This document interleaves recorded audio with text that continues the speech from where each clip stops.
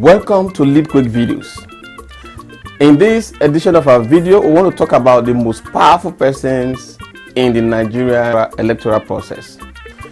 As the election drum is beginning to beat closer home, the politicians and their political parties are getting set to do what they do best. Yes, while we salute INEC for sticking with the online transmission of election results, it is important that we pay attention to what is supposed to happen before the online transmission of results. Before we continue, if you have not subscribed to our YouTube channel, please, we want to ask you to subscribe, and thank you in advance. Now, what is expected to happen before the electronic transmission of election results? In Section 60, subsection 5 of the Electoral Act, it makes it mandatory that the presiding officer shall transfer the results of elections, including the total number of accredited voters and the results of the ballot, in a manner prescribed by the Commission. Thereafter, the presiding officer shall, after the recording and announcement of the results, deliver the same documents along with election materials under security and accompanied by the candidates or their polling agents, where available, to such persons as may be prescribed by the Commission.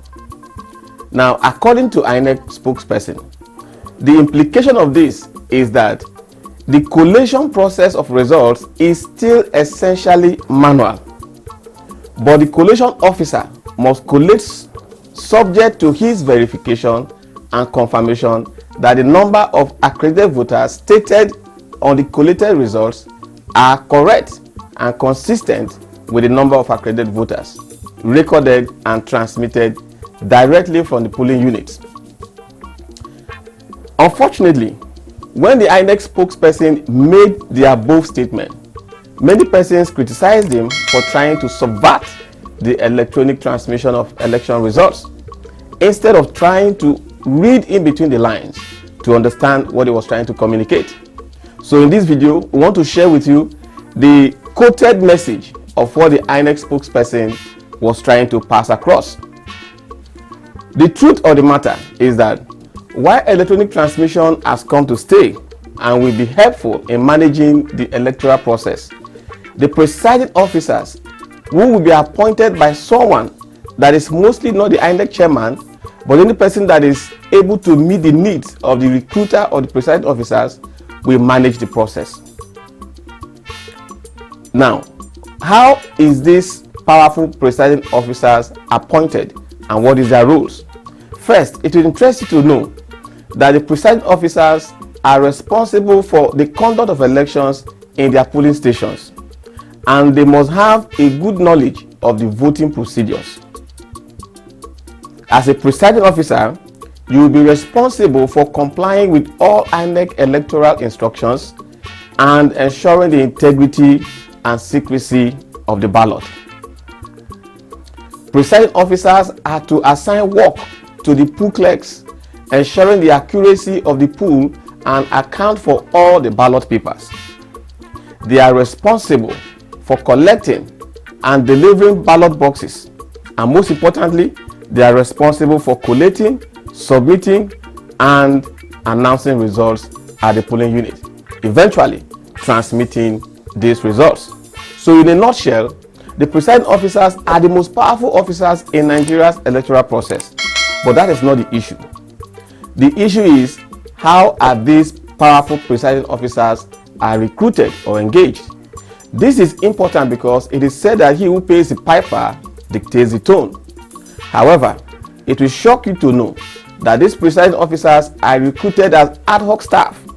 That is to say, they are randomly employed whenever INEC wants to conduct elections.